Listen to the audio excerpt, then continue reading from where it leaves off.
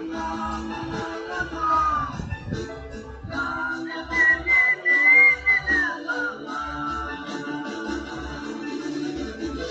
verme passeia na lua cheia. O verme passeia na lua cheia.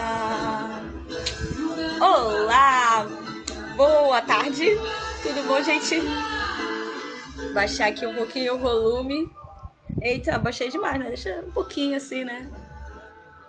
Sejam todos bem-vindos. Esse é o Almoço Esotérico, já a tradição aqui da nossa rede de apoio mútuo. Se você ainda não segue a gente, não conhece a nossa página, dá uma olhada que tem muita coisa interessante.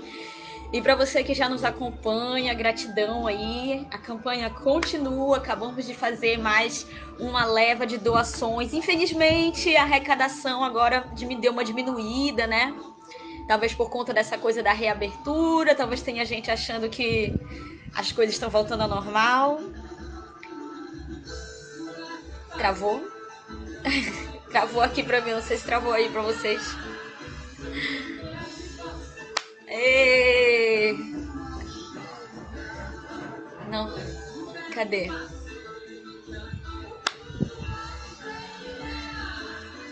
Deu bug. Deu bug geral. Voltou. Voltou. Mais ou menos. Devagar, quase parando. Boa tarde, boa tarde.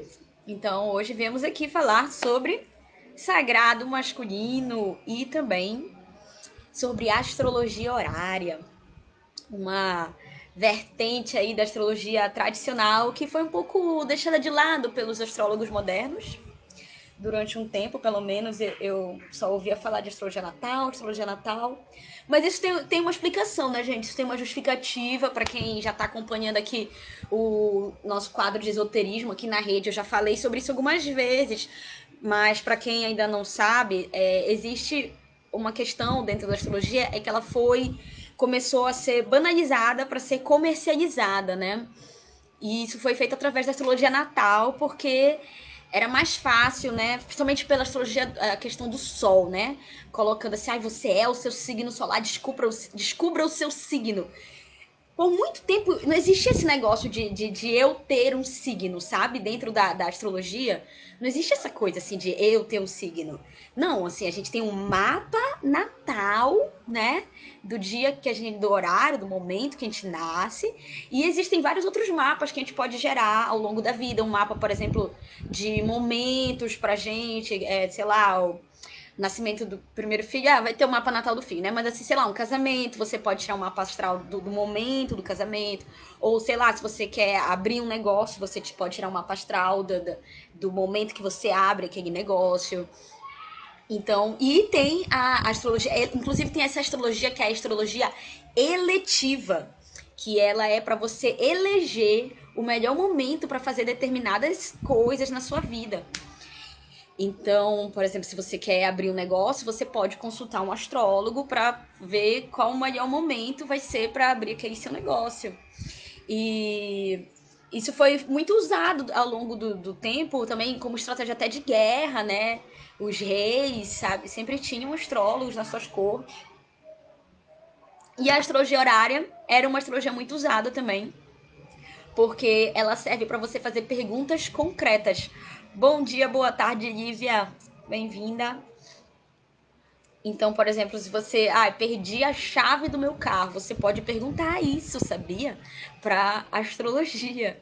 Interessante, né? Mas aí como é que é? Como é que é?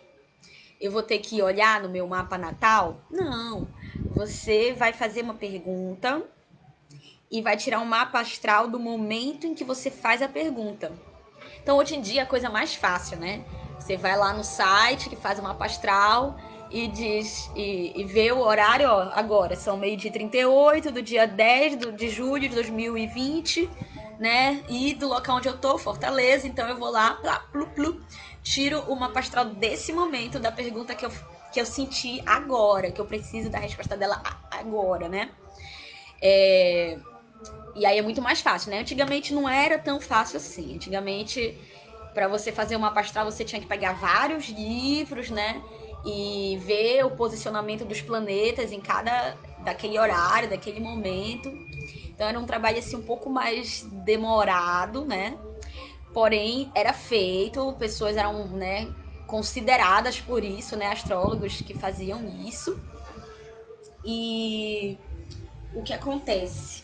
O que acontece é que os reis, né, queriam certas respostas, às vezes eles não gostavam de algumas respostas. Então é interessante que nos livros antigos de astrologia horária tem assim várias coisas que eles dizem assim, não, em dadas circunstâncias não nos é permitido fazer um mapa de astrologia horária. E aí tinha várias coisas. E aí o engraçado é que depois eles colocam nesse mesmo livro exemplos de mapas horários que eles tiravam. E você pode reparar hoje em dia que eles não cumpriam com aquilo que eles diziam. Mas então por que eles diziam aquilo? E aí a resposta que a galera fala hoje em dia é que aquilo era um manual assim de desculpas que um astrólogo tinha para quando ele não queria responder certas perguntas, porque certas coisas que os reis perguntavam, eles não iam gostar das respostas. E aí o astrólogo sabia que quem ia ser punido é igual hoje, né? Como a gente tem um exemplo perfeito, né, na nossa presidência, né, aí, que se o cientista, né, se o ministro, né, vai lá, o técnico, né, vai lá e aponta coisa que o cara lá, o idiota lá não gosta, ele pega e demite o ministro, né? Então o astrólogo sabia que isso ia acontecer. Então, para não ser demitido, ele dizia que não podia abrir o mapa, sei lá, quando Saturno estava no topo do céu, por exemplo, porque Saturno é um indicador de restrição, de limitação. E aí, sei lá, se o rei perguntasse, por exemplo, sobre uma guerra, se o reinado dele ia vencer ou não determinada coisa, aí não era muito bom, né? Que ele abrisse com Saturno em determinadas posições, porque isso indicaria limitações e tal, sei lá.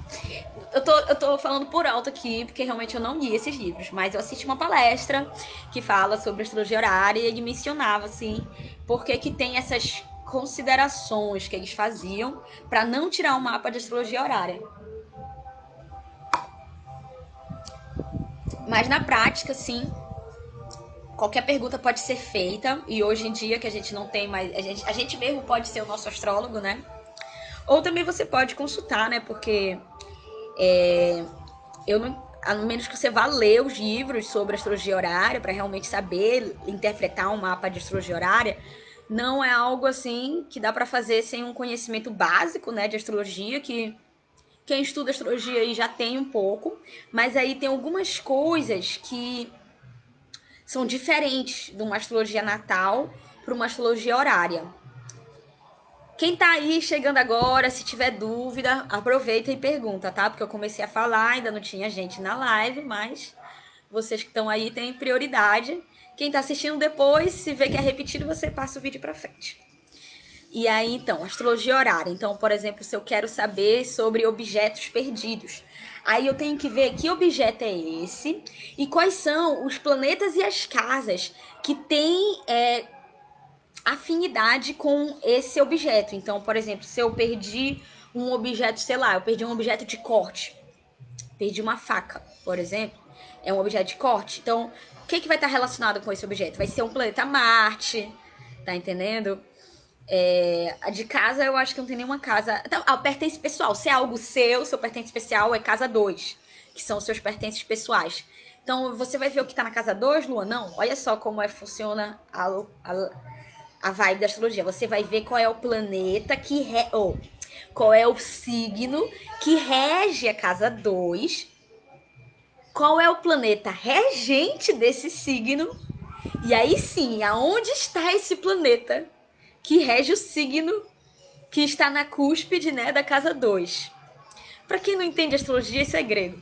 Mas para quem já está aí começando, engatinhando no passo a passo, você já deve estar entendendo mais ou menos o que eu estou falando. E se você quer entender, pergunta aqui que eu explico. E aí, você procurando esse planeta no mapa, você vai ver como está esse planeta. se ele tá num signo que é bom pra ele ou ruim, sabe? Por exemplo, eu fiz uma pergunta um tempo desse, foi uma pergunta bem difícil. Eu perguntei sobre a minha gata, que ela tinha sumido. E o animal de estimação, ele é representado, né, costuma ser associado a dos elementos presentes na casa 6. E aí eu fui olhar o signo que estava na cúspide da casa 6 e era o signo de Sagitário. E aí eu sei que o regente Sagitário é Júpiter. Então, eu procurei Júpiter no mapa. E Júpiter estava, nesse momento em que eu perguntei, em Capricórnio. E Capricórnio é um signo péssimo para Júpiter. Porque Júpiter, ele se exalta em Câncer, que é o oposto de Capricórnio. Então, eu já fiquei assim, acho que a minha gata não tá bem. E assim, eu não sei se ela tá bem ou não até hoje, porque até hoje ela não apareceu. Mas assim, como a minha pergunta era, eu ainda vou ver ela, eu quero ver ela, onde ela tá.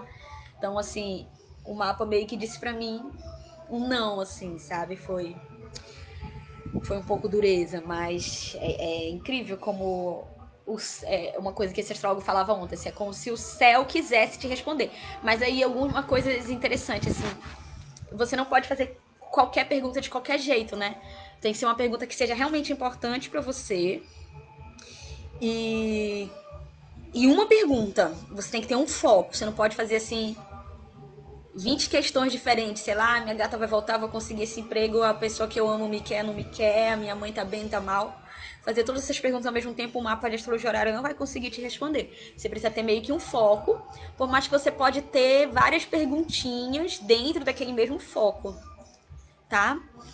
E aí, a astrologia horária é muito interessante para quem está começando a estudar astrologia, porque ela ajuda a gente a ver, a pôr a teste, né? Como são questões bem pontuais e que você tem a resposta logo, então é massa você praticar a astrologia horária. Só que tem que ser uma pergunta que seja importante para você, então também não vai ficar praticando à toa, sabe? Como se fosse qualquer coisa. E aí eu faço de vez em quando, é bem interessante. Nem sempre eu consigo entender as respostas, acho às vezes umas coisas muito doidas. Não, às vezes me confundo aí nos simbolismos, porque é como ele falou ontem, o ideal seria que a gente começasse estudando astrologia horária para depois estudar astrologia natal, que tem mais detalhes. Só que a gente faz o contrário, a gente começa estudando astrologia natal e aí a gente descobre a horária. E aí na horária, como ela é mais simples, você precisa de alguma forma se livrar e entender de tudo aquilo que você sabe da astrologia natal, o que é realmente importante naquela pergunta da astrologia horária. Mas é massa. E eu, só para complementar essa parte de astrologia horária, quem quiser fazer pergunta, faz pergunta. Eu fiz aqui uma coisa que eu acho legal sobre essa coisa da dignidade dos planetas. Que na astrologia horária a gente usa os 7 planetas visíveis a olho nu, tá? A gente não vai utilizar Urano, Netuno e nem Plutão. Só lembrando que planeta é navegante do céu, então sim, Sol e Lua para astrologia é planeta, tá? Que são justamente os nossos luminares. Então, é bem legal ver, ó, como que começa aqui, ó, os dois luminares.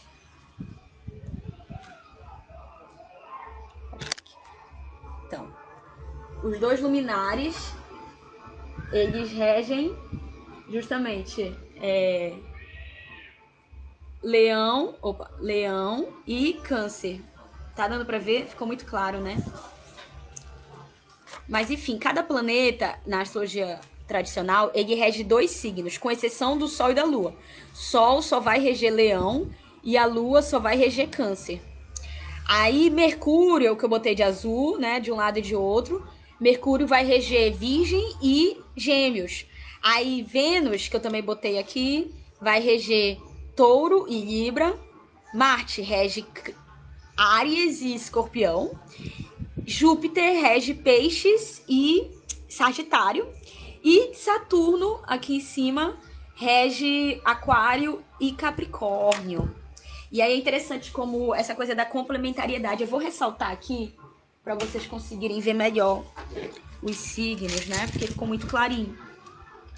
Mas é interessante como que é uma coisa da complementariedade, né? Então, os luminares, eles vão reger os dois signos que estão aqui embaixo em contraposição aos dois signos que são regidos por Saturno, que é esse planeta da limitação, né?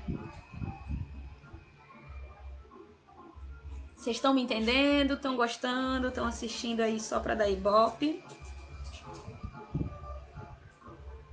Perguntas são bem-vindas.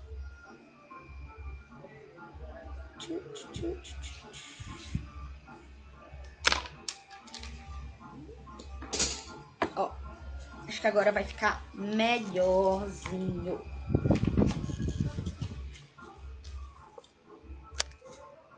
Né? Eu ressaltei os planetinhos, ressaltei os signos. Então tá aqui. Então nós temos os luminares aqui embaixo, como eu falei, regendo Câncer e Leão, tá? O Sol e a Lua. E aqui em cima, Saturno regendo os opostos complementares de Leão e Câncer, que são Capricórnio e Aquário. Então, se eu pego um mapa de astrologia horária e vejo que o significador da minha pergunta é o Sol, por exemplo, e aí o Sol tá ou em Aquário ou em Capricórnio, não, tá em Aquário, que é o oposto, desculpa. E o Sol tá em Capricórnio, por exemplo, eu vou ver que ele tá mal, ele tá em exílio. Mas isso daqui são os domicílios, né? Existem também as exaltações, por isso que no exemplo que eu dei mais cedo, eu falei do Júpiter em Capricórnio, que ele tá em queda, porque ele se exalta em Câncer, mas Câncer não é o domicílio dele. O domicílio de Júpiter seria Peixes ou Sagitário, né? Mas é isso, é uma coisa que é interessante estudar na astrologia, são as dignidades dos planetas. Cada planeta ele vai ter um domicílio e uma exaltação. E aí, quando ele tá no signo oposto ao seu domicílio ou à sua exaltação, ele tá em queda ou em exílio. Exílio é o oposto do domicílio, né? O domicílio é o quê? A casa. Então, o planeta, quando ele tá no signo que é o domicílio dele, ele tá em casa. E aí você realmente pode fazer uma metáfora assim, como se fosse uma pessoa na casa dela, ela tá à vontade. Aí quando ela tá na casa oposta à sua casa domiciliar, ela tá em exílio, né? Tipo, uma pessoa fora do seu país. Aí o exaltação, né? O signo que ela se exalta. E isso aí é uma coisa que a gente tem que memorizar, porque é um pouco difícil, mas faz sentido, sabe? Por que Júpiter se exalta em Câncer? Porque Câncer é um signo de água, né? De emoções, de sentimentos, mas também é um signo cardinal, de começos, né? Então ele é expansivo. Por isso que Júpiter se exalta em Câncer. Aí você me pode perguntar, então ele se exalta em todos os signos cardinais? Não, mas com certeza ele se sente melhor em signos cardinais do que em signos fixos, em signos, né? Mutáveis é até bom para ele. Enfim, conhecendo o signo e conhecendo o planeta, você entende se ele se sente bem ou mal naquele lugar. E aí você entende se a sua pergunta seria mais um sim do que um não, caso ela seja sim ou não. Ou se ela seria mais assim, está bem, está mal, ou vai dar certo, não vai dar certo. E é isso, gente. Então, fazer mais aqui uma promoção para quem quer ajudar a rede. Se você tem alguma pergunta de astrologia horária, você doa apenas R$20 para nossa rede, né? Que vai ser revestido na compra de cestas básicas para pessoas que estão precisando. E em troca, eu respondo uma pergunta para você de astrologia horária. O que é que você acha? Divulga aí, pensa bem aí se você tem alguma questão. E vamos nessa. Eu vou pegar um pouquinho de água pra gente ir pro próximo assunto. A não ser que vocês tenham perguntas. Quem tem pergunta aí, faz pergunta.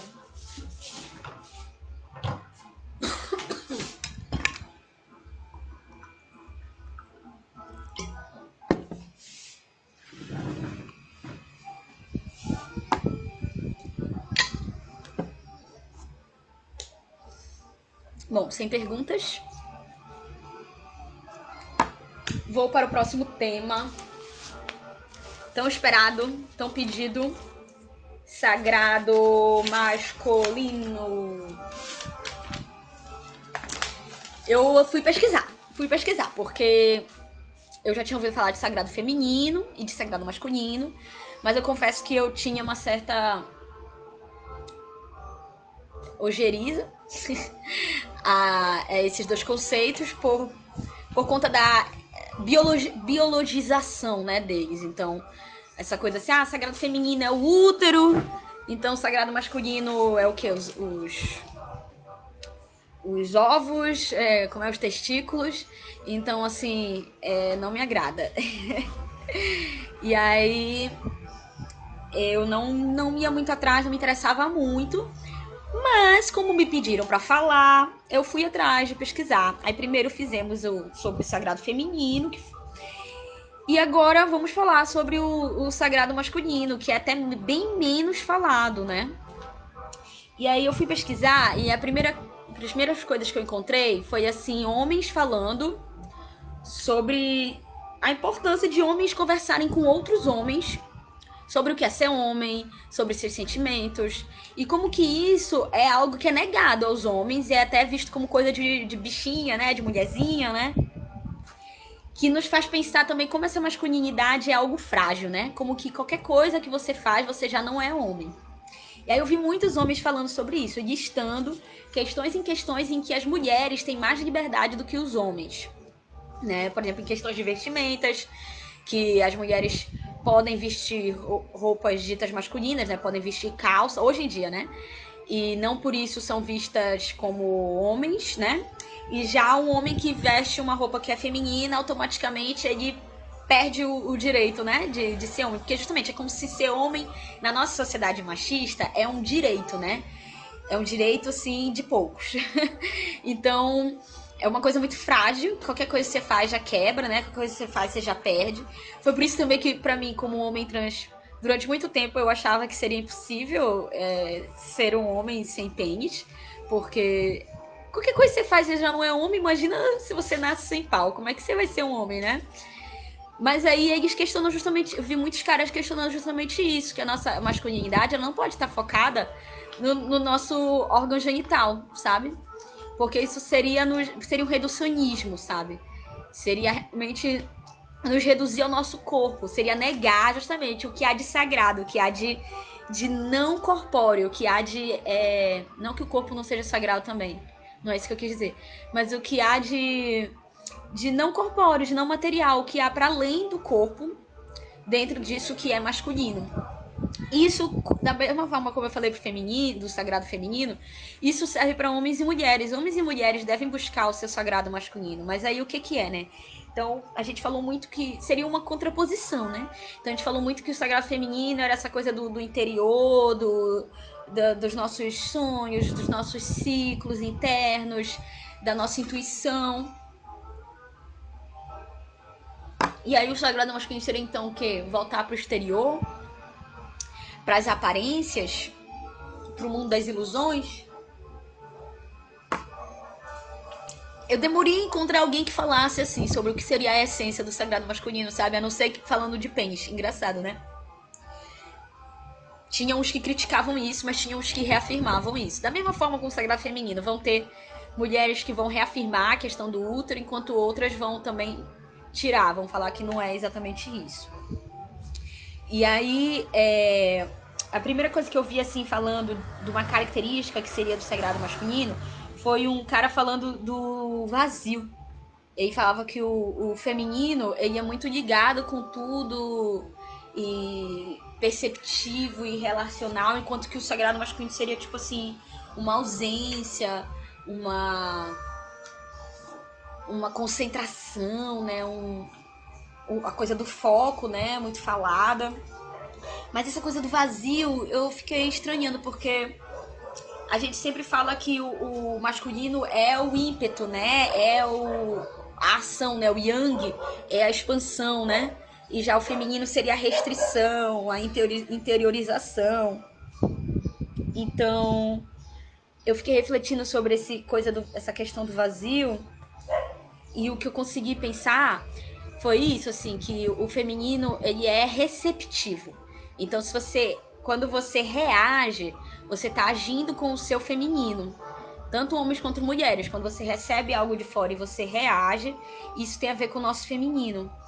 E o masculino não, o masculino ele inicia, então por isso que ele vem do vazio, sabe? Foi o máximo que eu consegui fazer essa correlação. Da questão da ação e reação, né? Aí eu pensei sobre o vazio, né? Eu lembrei da questão do silêncio. E aí eu pensei como que às vezes o silêncio é constrangedor, né? Como que a gente tem receio do silêncio, não aceita tão bem o silêncio, tem dificuldade de lidar com o silêncio. Primeiro porque no silêncio, na verdade, você vai primeiro se ouvir, né? Vai demorar para você chegar realmente no silêncio. Quando você para de ouvir uma música, para de falar, sai de perto de pessoas que estão falando, o que acontece é que você começa a ouvir o que tá ali, ó, circulando ali na sua mente.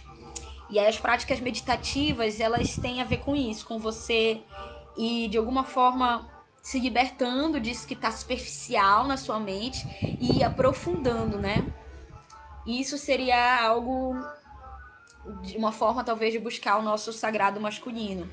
Seria essa busca desse silêncio interior, que é muito legal porque a gente começa a ver realmente o que tá vindo do nosso silêncio e não o que tá calando o nosso silêncio, né? Com tanto som, com tanta ideia, com tantas cobranças, com tantas expectativas sociais, né?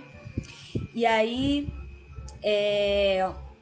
o exercício que eu proponho aqui para vocês, para conexão com o sagrado masculino, é a prática da meditação, em que você vai se sentar, sei lá, pode acender uma vela, é muito legal com a vela, pode ser um incenso, ou então desenhe um ponto na parede e para e olha para aquilo. E aí vão vir pensamentos.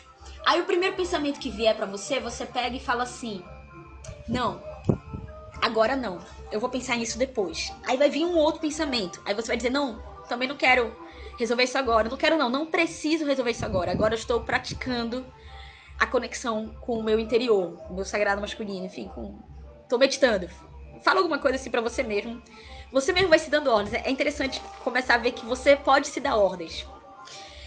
Pra quem sofre ou já sofreu com pensamentos muito depressivos, isso ajuda muito. Você vê que realmente você consegue controlar seus sentimentos. Quando você percebe que a sua mente, você tem que tomar conta dela. Você não pode deixar ela fazer o que ela quiser. Isso seria justamente o masculino descontrolado. Então, se feminino são as nossas sensações, são as nossas emoções, algo mais terreno, né? O masculino são essas coisas das ideias, algo mais abstrato, não menos terreno, mas assim, mais dentro das ideias, dos conceitos, né? E aí você vai meio que varrendo esses pensamentos. Não é fácil. Por quê? Porque a cada pensamento superficial que você manda embora... Então, sei lá, o primeiro pensamento que você vai mandar embora é uma música que você tá ouvindo toda hora que tá lá na sua cabeça. Aí ela vai embora rapidinho. Aí depois vai vir, sei lá, uma coisa que você conversou ontem com um amigo que te mexeu contigo de alguma forma. Aí você já vai se entreter um pouco, porque aquilo mexeu contigo, né? Aí você vai demorar um pouquinho pra perceber que você tá pensando, é engraçado. Aí uma hora você percebe, putz, tô pensando.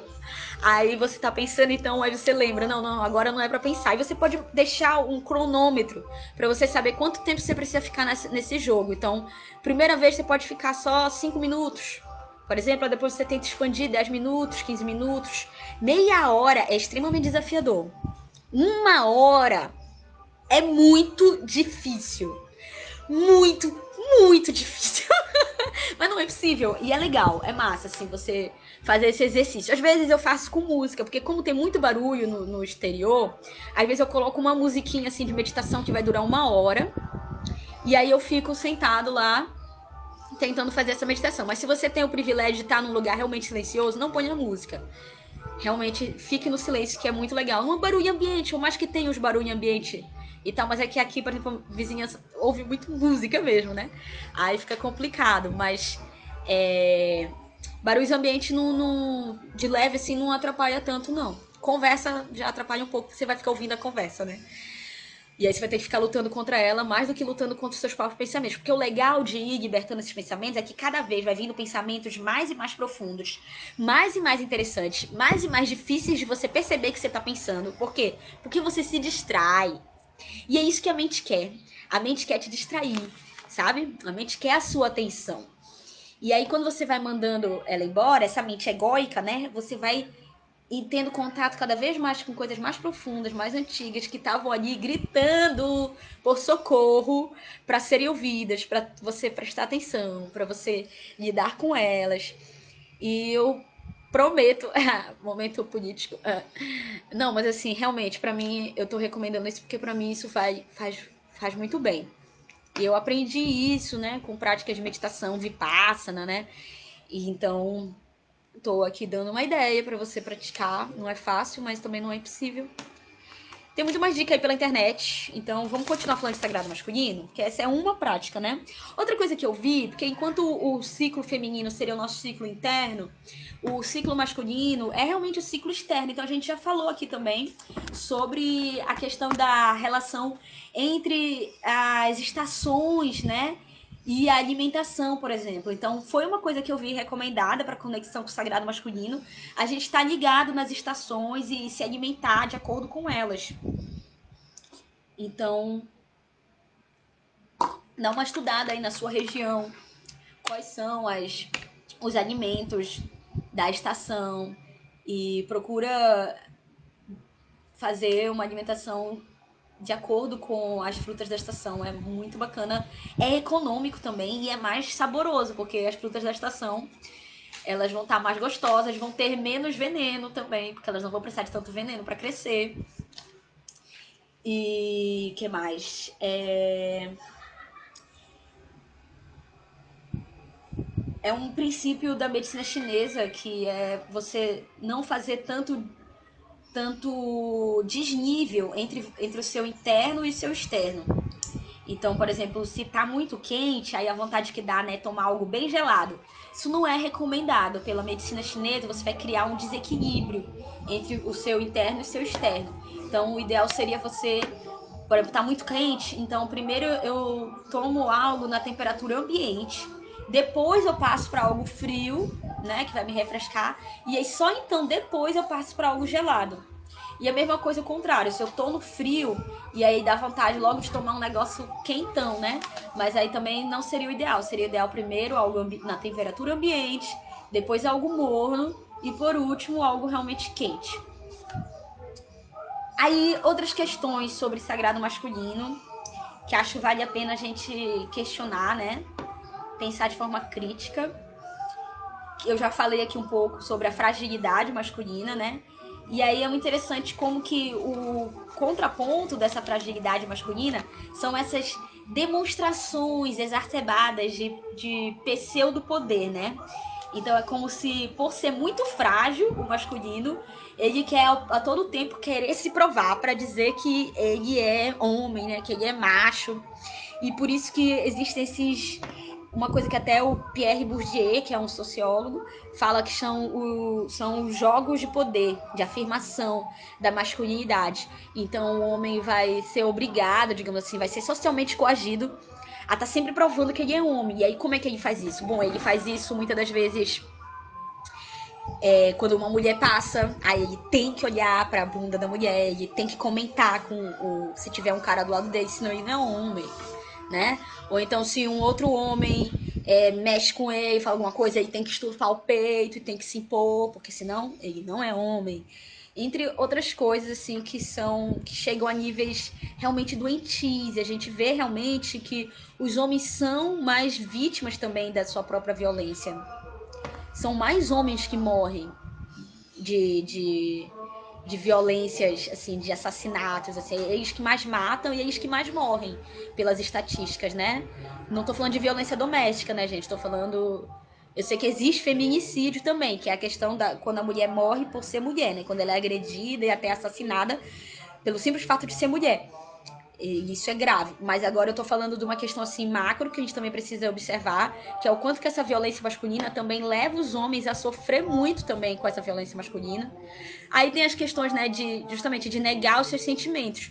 Isso eu acho que acontece com muita gente, né? Porque a gente vive uma sociedade que doutrina assim que você tá sempre feliz o tempo todo, você não pode estar triste nunca, né? Então, as mulheres muitas das vezes sofrem de depressão e os homens recorrem à violência e suicídio. Também são mais homens que se suicidam. Então, enquanto as mulheres vão sofrer com depressão, os homens vão acabar se suicidando. E a gente vê como esse binarismo, esse jogo todo, não faz bem realmente para ninguém, né? A gente vive uma sociedade extremamente, uma cultura extremamente violenta para todos, né? O sistema de exploração, né? Do homem pelo homem, né? Do humano pelo humano, do humano com a natureza também, que seria o seu feminino, né? E do humano com o seu semelhante, que seria o seu masculino, então. E aí a gente chega na questão da arma da guerra, né? Como que existem várias gírias que colocam, né, a sexualidade masculina e a guerra em semelhança, né? Então é como se a arma fosse um símbolo fálico, né? E a gente vê isso de forma bem caricata hoje em dia por certas correntes aí ideológicas da nossa sociedade, né? Desse armamentismo, dessa coisa de matar o outro. E isso a gente vê de todos os lados, né, gente? Como essa coisa assim, ai, destrói e tal. E como que isso também é uma energia masculina descontrolada. Porque quando você tá com a sua energia masculina também controlada, você vai ter muito mais um papel. Aí tem os arquétipos masculinos, você vai ter muito mais um papel de professor, de líder, de orientador, e não de agressor, e não de controlador, e não de tirano, e não de violentador. E aí eu vi também falando sobre isso, assim, os arquétipos masculinos, né? Que seria assim, o líder, a liderança, né? O protetor, a proteção. E como que isso, se tiver desequilibrado, vira violência, né? Vira controle, vira tirania. E aí, se a gente for entrar aqui na questão de sexualidade, é muito louco, porque na guerra, muitas das vezes, era exibido, não sei se vocês têm noção disso, mas era exibido filmes pornográficos para os soldados antes deles irem ao combate. Justamente para que eles utilizassem seu ímpeto sexual, que estava reprimido, já que na guerra, né, muitas vezes ficavam muito tempo sem fazer sexo, justamente para que eles usassem essa gana sexual para matar. Então você vê como a coisa é utilizada de forma bem perversa. E que isso só faz sentido, aí é uma coisa que eu precisava falar, ainda bem que eu lembrei. Como isso tudo só faz sentido dentro dessa cultura que reprime demais a nossa sexualidade, né? A nossa sexualidade agressiva, né? Que tanto o homem quanto a mulher tem, né? A questão dos chakras, por exemplo, a gente vê, né, que o chakra raiz, que é esse chakra vital, que tem a ver com a sexualidade masculina, é esse ímpeto de ir atrás daquilo que você quer, do seu desejo, né? De conquistar. E já a feminina é essa que seduz, que atrai, né? Que se organiza, que se arruma. E isso, cara, tem tanto no homem quanto na mulher, tá? Quando eu falo masculino e feminino, não pense em homem e mulher. E como que essa sexualidade que vai atrás, né, ela é reprimida, né? Então, sei lá, é negado, principalmente para as mulheres, é negado, por exemplo, que você vá, né, atrás do cara que você gosta, porque aí a mulher é a que não se respeita, é a que não se valoriza, ou que vai atrás da mulher que gosta, aí fudeu, né? Então ainda é lésbica, né? Assim, dos olhos da sociedade, né? Até do próprio prazer, né? A mulher que se masturba, né? Muito mal vista. A masturbação feminina é uma coisa muito condenada, né? Historicamente, pelas escrituras sagradas, né? Chegando a níveis extremos de alguns lugares em que o clitóris é retirado das mulheres, né? Por ser um órgão que ele tem como única finalidade o prazer, né? O clitóris ele não serve para procriação. Ele só serve para o prazer. E aí por que o prazer é tão condenado, tanto o masculino quanto o feminino, tá? Porque embora a gente saiba que na prática o masculino não foi tão reprimido, mas na teoria sim.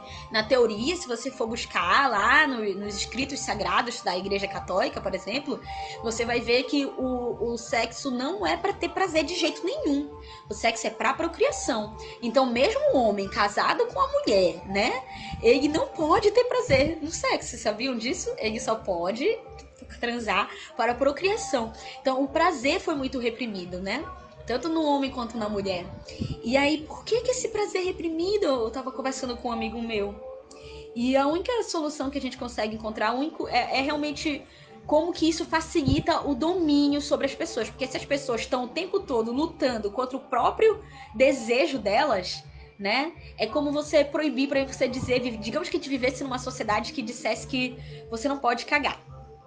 Você não pode defecar. Defecar é um cúmulo, então você não pode comer, né? Você tem que comer muito pouco e defecar uma vez por semana. Já pensou? Como seria uma luta pro ser humano ficar lutando contra uma coisa que é natural, que é o prazer, né, de comer e o prazer de botar pra fora o que não serve, né? Então é mais ou menos essa luta que a gente vive com a questão da nossa sexualidade, porque nos é negado tanto ir atrás daquilo que a gente quer, quanto ter prazer com a gente mesmo, né? Ter prazer é proibido, né? E aí, como a gente vive nessa luta contra a gente mesmo, a gente vive mal, a gente vive inseguro, a gente vive inquieto, a gente vive ansioso, a gente vive fraco. Porque a gente perde a nossa própria força, sabe?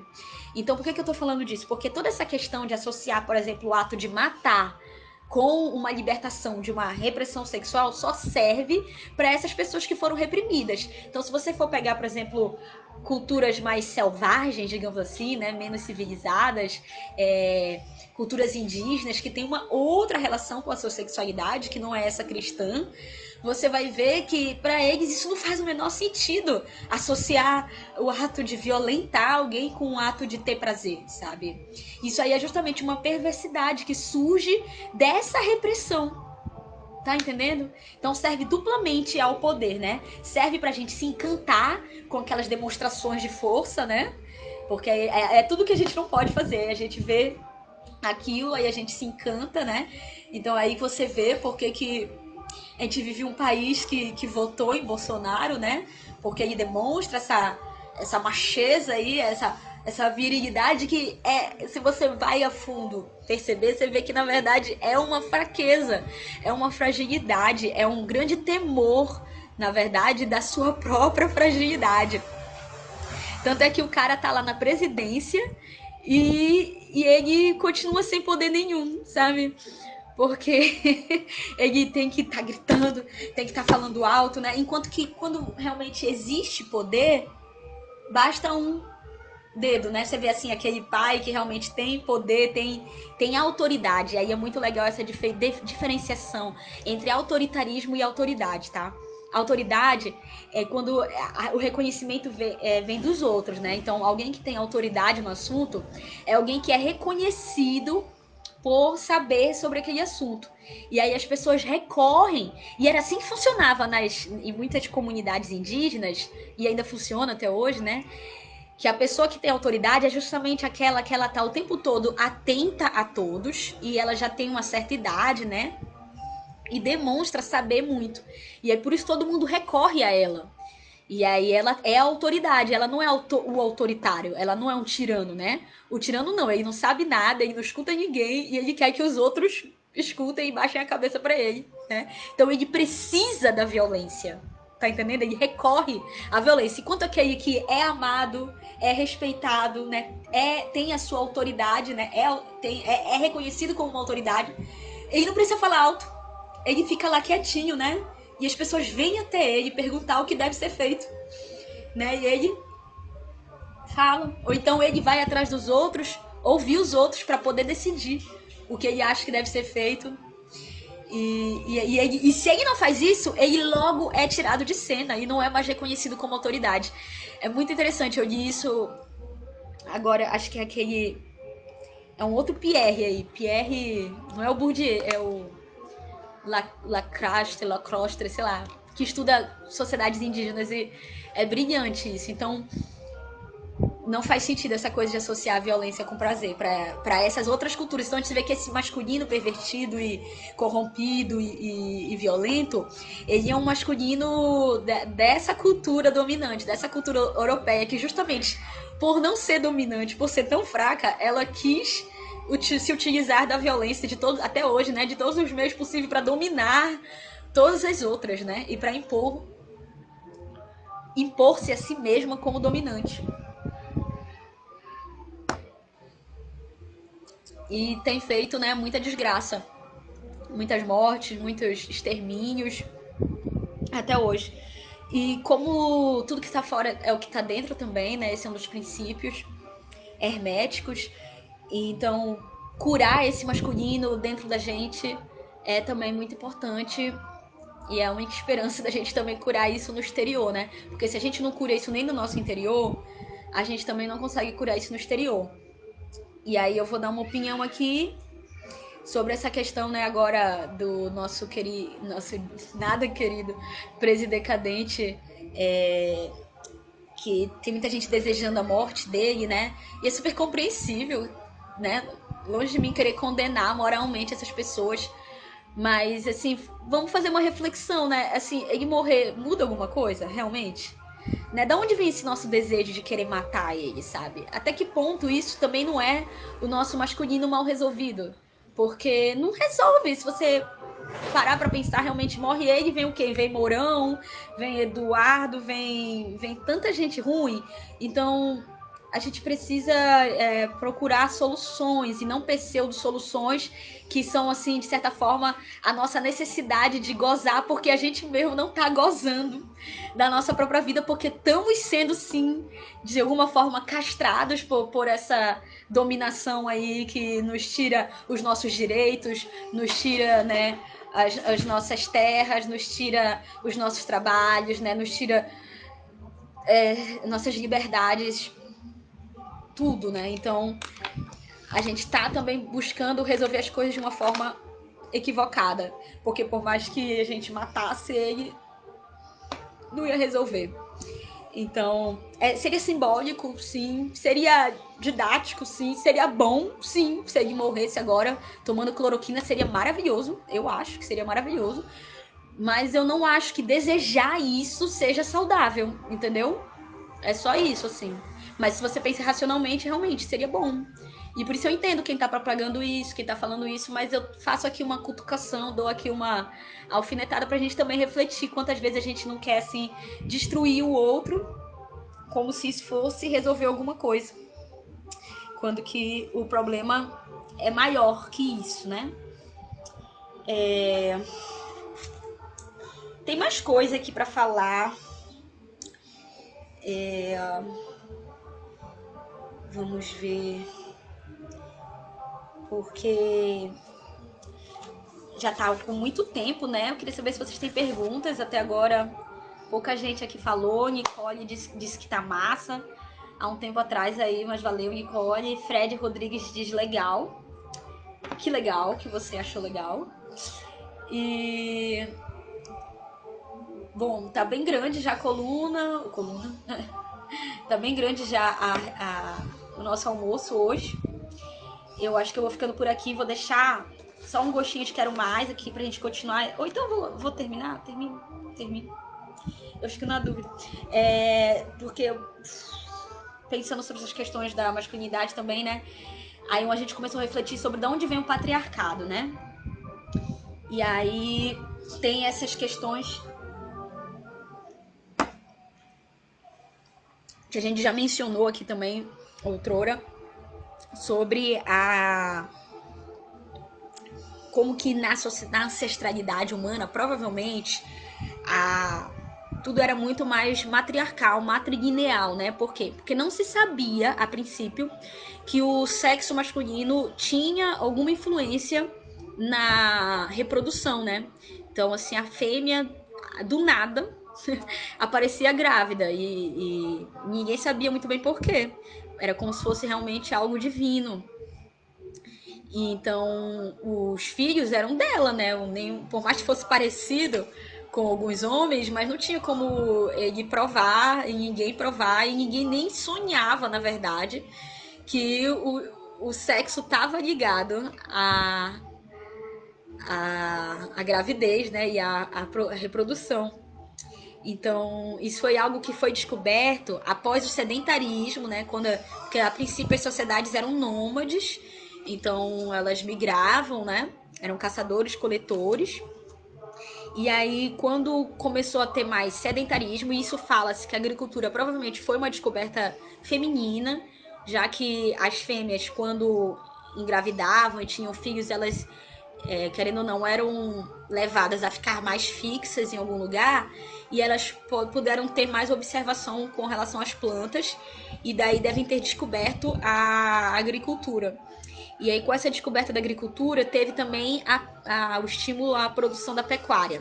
E aí, com a pecuária, né, a criação de animais, provavelmente o ser humano percebeu que o macho e a fêmea, após copularem, aí sim a fêmea engravida. E aí, essa descoberta, sim, coloca como se aí então o masculino ressentido durante anos, que ele achava que ele não tinha nada a ver com aquilo, aí ele resolve, né, como se fosse assim uma vingança. Então tudo que a gente tá vivendo hoje em dia é como se fosse uma grande vingança aí desse masculino ressentido. E aí agora com esse resgate feminino que a gente tem vivido de forma, eu acho incrível assim, a nível mundial, né? Que a gente tem visto realmente esse tipo de informação circular.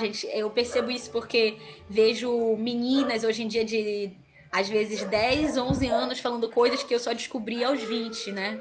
Então, acho que a gente está melhorando nesse sentido em termos de informação. Essas informações estão circulando mais da importância do feminino, né, da igualdade dos gêneros, e a gente está vivendo esse resgate do feminino. Então agora é o momento da gente viver realmente esse equilíbrio, tanto dentro da gente quanto fora, né? Mas vamos alfinetar mais um pouquinho aqui. Tem uma questão que o masculino precisa, ele já deve ter, muita gente já deve ter parado para pensar isso, que com a tecnologia, com a biotecnologia que a gente tem hoje, é possível existir uma sociedade só de mulheres, só de fêmeas, né? Só de fêmeas. Por quê? Porque em laboratório, você pega a célula do ovário, né? Ela é necessária. Não dá para procriar sem ovário, mas você não precisa de um espermatozoide.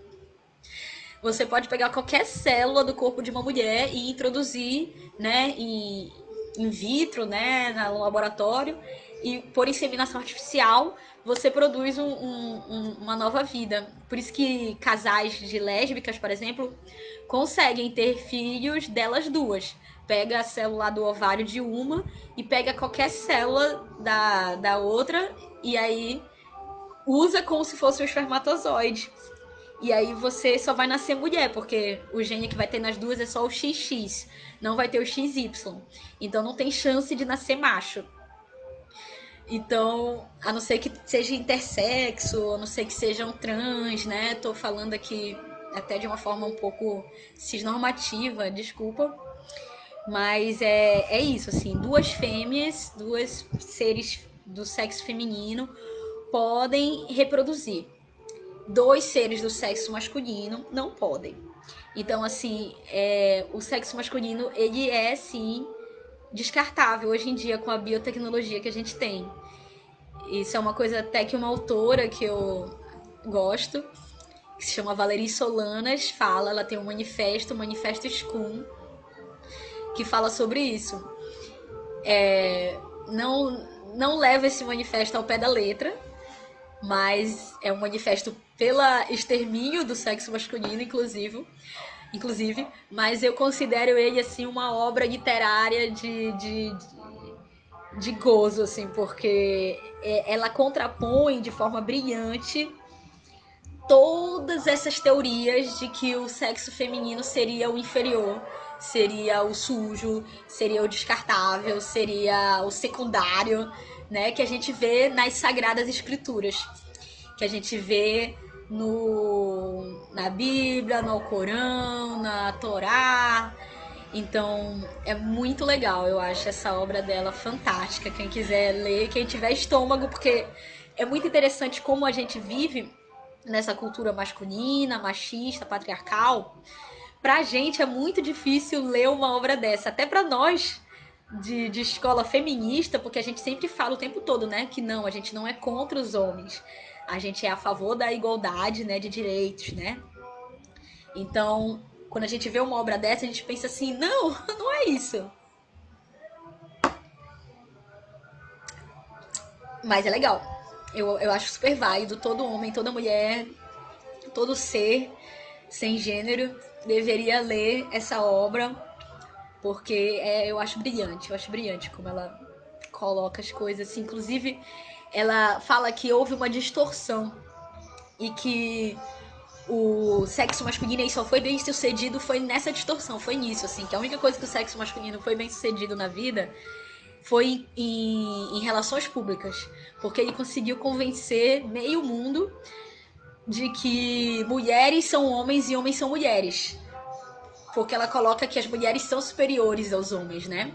Então ela fala assim que o homem conseguiu convencer o mundo de que ele é mulher, de que ele é superior. E de que a mulher é inferior. É um homem. Que ela troca, sabe? É muito incrível, gente. Vale a pena ler. Vale a pena curar o feminino e o masculino. E vale a pena também contribuir com a nossa rede de apoio mútuo, divulgando esse vídeo. Se você gostou das informações que tem aqui, se você quer mais conteúdo como esse, segue a nossa rede, faz doação pra gente, é tudo revestido para compra de cestas básicas. Acompanhe também para ver as prestações de contas. E no mais é isso, gente. Vamos ficando por aqui para não ficar muito grande o vídeo. E até mais. Valeu, galera!